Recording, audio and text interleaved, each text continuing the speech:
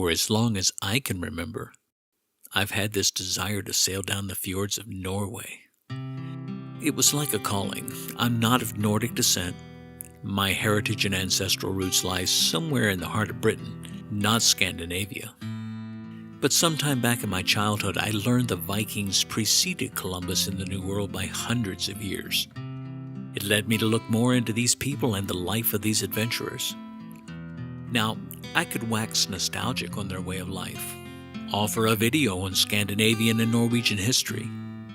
But what I really find fascinating, what I find amazing beyond belief, is the geography of this land.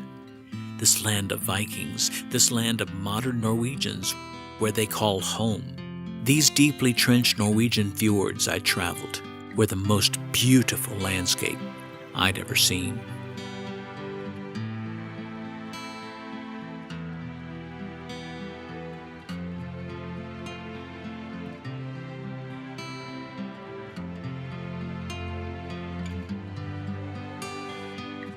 Fjord translates into English as where you travel across. But for Michelle and me, it was more like where we traveled to. The Norwegian fjords were born of receding glaciers dating back 2.5 million years ago. And fjords can be more than 1,300 meters deep. Think about that. About 3 Empire State Buildings could sit tip to tip on each other and just break the surface. These deep traverses make the sounds I'd recently sailed while visiting the South Island of New Zealand seem like, well, shallow creeks.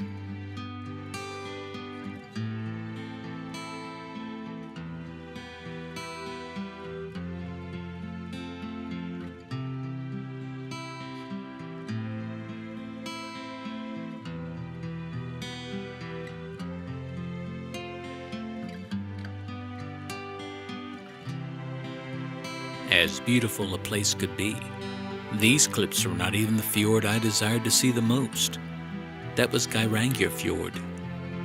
These cliffs were from Lisa Fjord, near the Norwegian southern city of Stavanger, that lead to Pulpit Rock. This famous geological formation seen here was centerpiece in a recent Mission Impossible film with Tom Cruise. Stavanger, a bustling city of about 130,000 Norwegians, dates back to 1125 and is famous for its 18th and 19th century wooden houses, giving the city more of a small-town character. I could easily do a video just on this wonderful city. But let's get back to the fjords.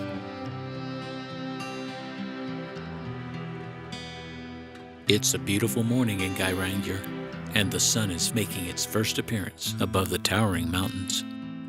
Our ship, the Celebrity Silhouette, has spent the lion's share of the morning sailing down the Geiranger Fjord to arrive at this quaint little town at the terminus of this majestic UNESCO World Heritage Site. Even now you can see passengers still disembarking, while Michelle and I wait for our fjord excursion to the famous Seven Sisters waterfalls. While we wait, we take in the town and say hello to a few trolls.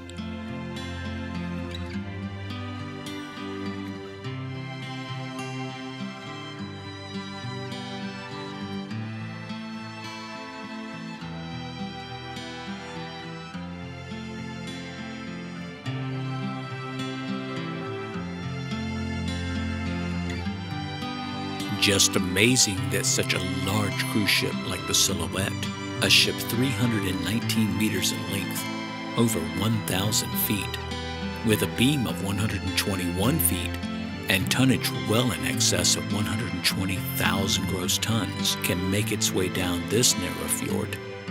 It's a testament to the fjord's 260 meters in depth, or almost 3 football fields end to end.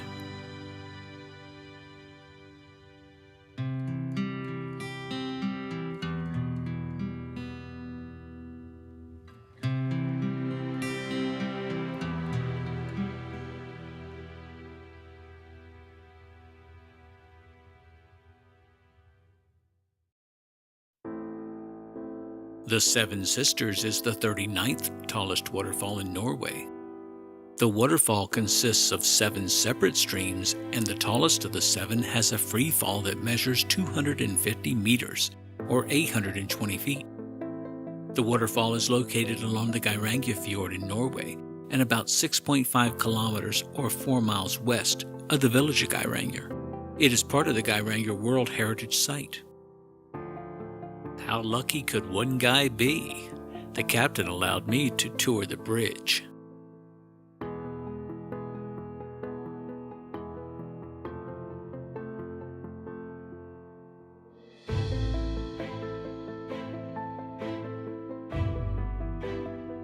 Bridge aside, let's head back outside where all the beauty is. Look at just how calm that water is.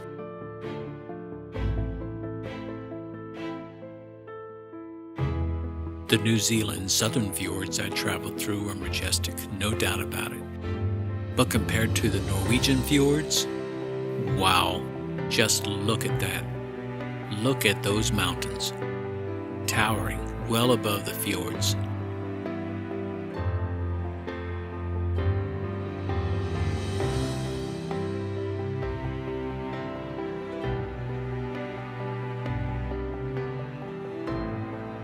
As you're sailing down the fjord to the Sisters, don't forget the other waterfall called the Suter or the Friar on the opposite bank of the river. Both falls face one another, and the Suter is said to be trying to woo the Sisters.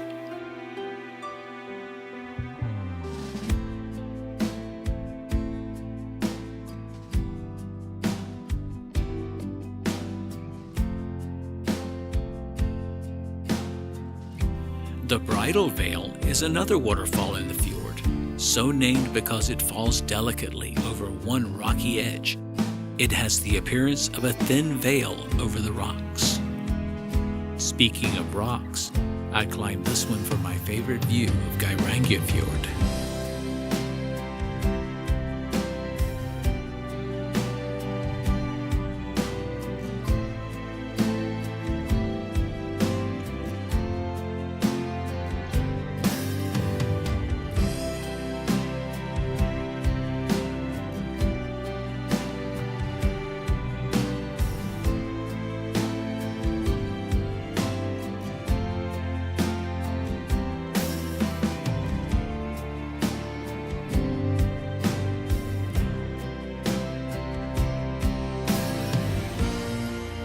The town of Aalesund was our northernmost port.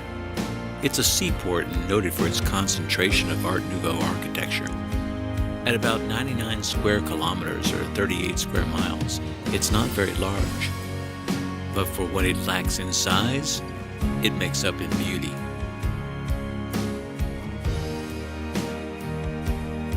As beautiful as Aalesund was, that's not why I was here. I was here to see the trolls. Trollstigen is a popular tourist attraction.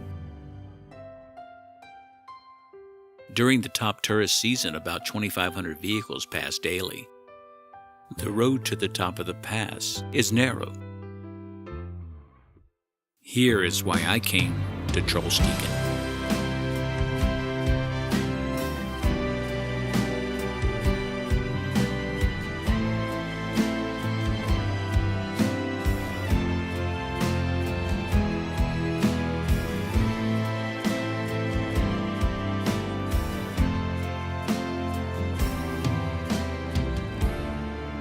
I don't know exactly what it was, but I felt like I had come home.